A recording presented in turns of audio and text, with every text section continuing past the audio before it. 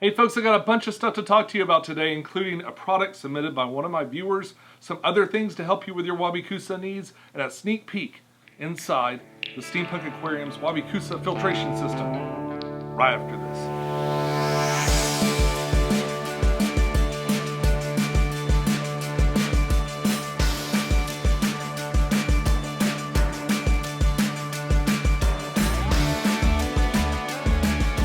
This is Tech, and not long ago I made a video called WabiKusa Experiments. It's kind of a long video. There's a lot of trial and error and a lot of things to learn on that, but the idea of the WabiKusa Ball really kind of excited me. I think it's that whole paludarium, terrarium kind of mix that I think is really, really cool. I think it blends in well with like the Victorian culture, so I wanted to include it in my steampunk aquarium. So we've got a couple of products to talk about here, and let's just break them down. So on Instagram, this person reached out to me and wanted me to try out their products. They said they've been watching the videos for a while and they'd love for me to sample one of their products. So it's called the Eco Level, and it comes in 3 sizes right now, I believe. The small, this is a medium, and then there's a larger one. I went ahead and assembled the small one so you can kind of see what we're talking about here. Okay, so what we have with this product is a small, looks like 1.5 inch, maybe 2 inch tray, and these 4 acrylic legs. It does have metal screws in here that attach the legs, so probably not appropriate for salt water, although you could probably, I don't know, you could probably silicone over that or use plastic screws if you can find them. So on the box it says, create new territories, use your tank's vertical space, great for plants, for aquarium and terrarium, high quality crystal clear acrylic. And this small size is for the 10 gallons and up. Alright? I've got a 10 gallon here we can compare it to.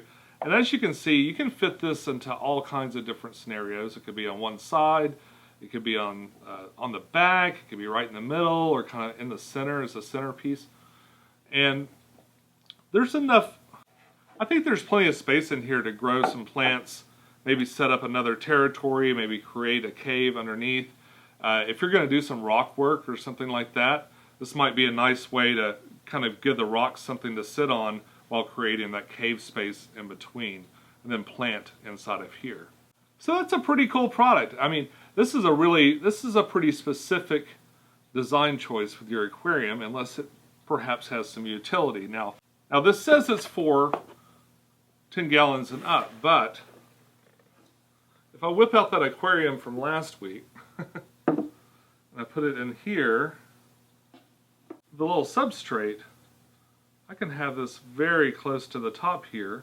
Now if we add this glass top also from the last video, and you imagine there's a little bit of substrate in there to kind of lift this tray up a little bit, this could put this right there in striking distance for keeping the WabiKusa Ball right there at the top of the aquarium, and still having lots and lots of room underneath to do other things. You could wrap these legs in like a moss or something, or there's all kinds of ideas for this.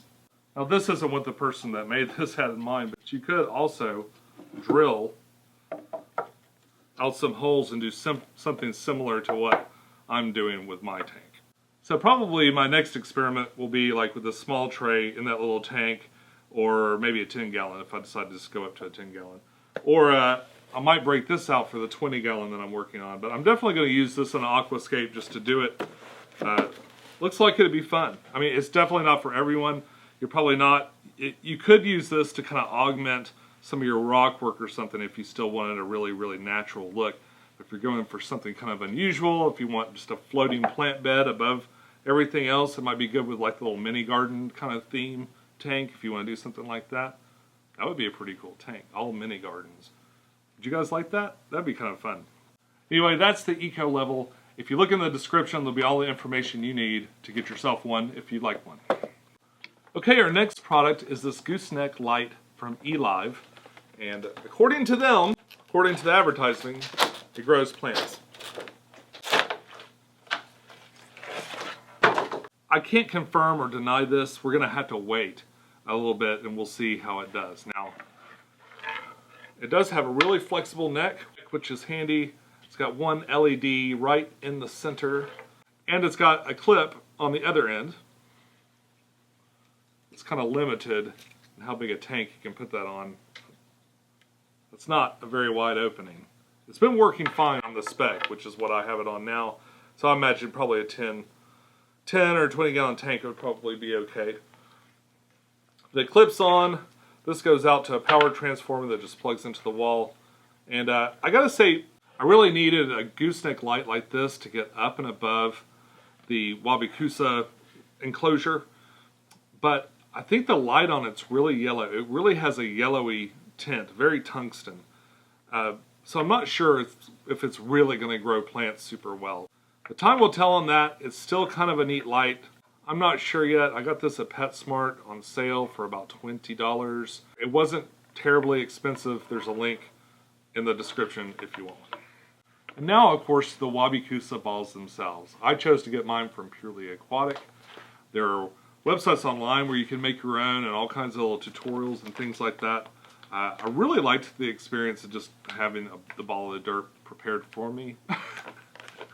So this is the same place that I went for the WabiKusa experiments video, only that ball was like a medium-sized ball. This is the large.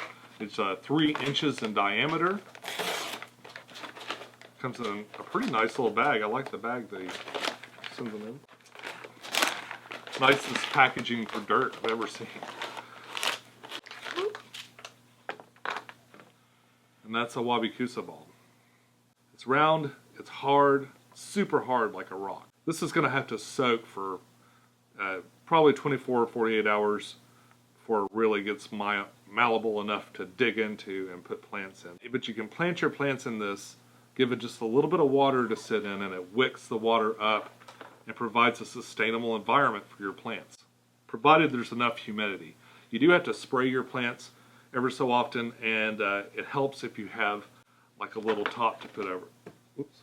So behind the scenes on the WabiKusa experiments video, when I was building that thing, it fell off the little podium and it smashed all the plants. So at the end of that video, I just put this tiny little cap on because I had broken all my plants off.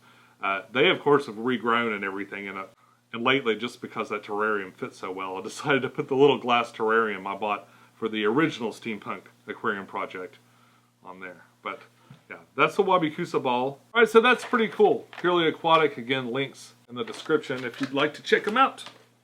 Alright, so let's talk for a second behind the concept for the filtration system on the steampunk aquarium.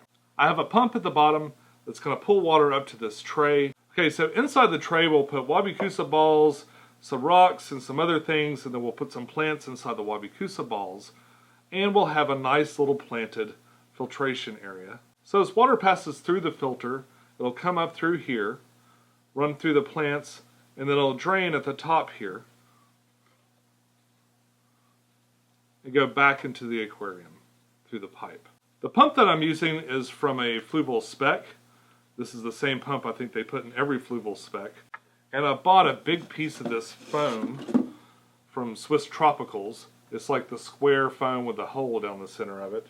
I bored out the hole a little bit more so I could fit the pump inside.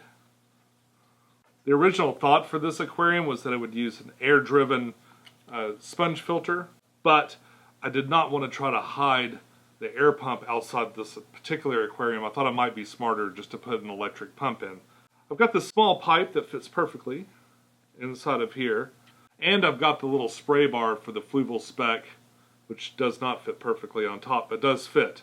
It's just a little loose. This acrylic tray has a lip right here, and it hangs at the top of the aquarium. The acrylic box is homemade, but it was not made by me. This was one of the limitations that I had to overcome, right? So in exchange for cutting together a few videos, a good friend of mine, Aquamanknox, who I'll link to in the description below, made this for me. He's also got a YouTube channel, lots of great product reviews and that sort of thing. Be sure to check him out. I've got a brand new tank for the aquarium, but I've been using this to demonstrate things with and mess around with so that I don't damage the good tank. Alright, so this fits right down in here. This, of course, will rest on the lip. But what I'm going to do is guide that tube through the tiny hole that I've made right here. The cord's going to come around here and kind of sneak out the back. And the little cap will fit right here. I'm going to attach this with some... I'll probably attach this with some silicone or something to kind of keep it in place.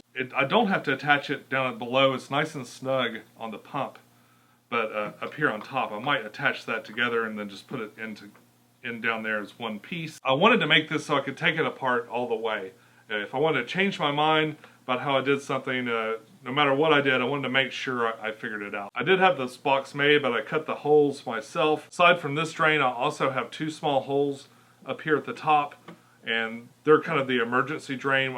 I'm probably going to expand that and maybe put holes all the way across here. So if this does get plugged up or something, the water can flow out the front of this. This can easily be removed. I've got it kind of loosely on here with some gaskets and stuff. Now, of course, most of this filter stuff you're not even going to see, because the only visible area is going to be right here and right here looking down through the tank, and all the rest will be enclosed in this kind of steampunk enclosure. And I'll have a canopy that sits on top. It sits up about way high, so it'll be a nice little greenhouse for the Wabi-Kusa plants growing in here. Really simple idea. I've tested it. So far it's fine without anything in it, but over the next few weeks I'll be kind of gradually adding stuff to it. Try to get my balls in order before the event. That being said, folks, I got to get back to work on this thing. I'm well on my way. I've got the filtration system pretty much nailed down. Now it's just trying to finish the exterior, the impractical part, the part that's just for show but makes it look cool. Boy, do I have a lot to do. Okay, so until next time, follow your bliss, keep a clean tank. I'll see you next time. Bye-bye.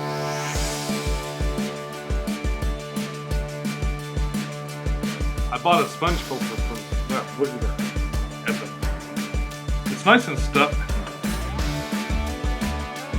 That moment when you realize it comes in a ball sack. So many ball jokes.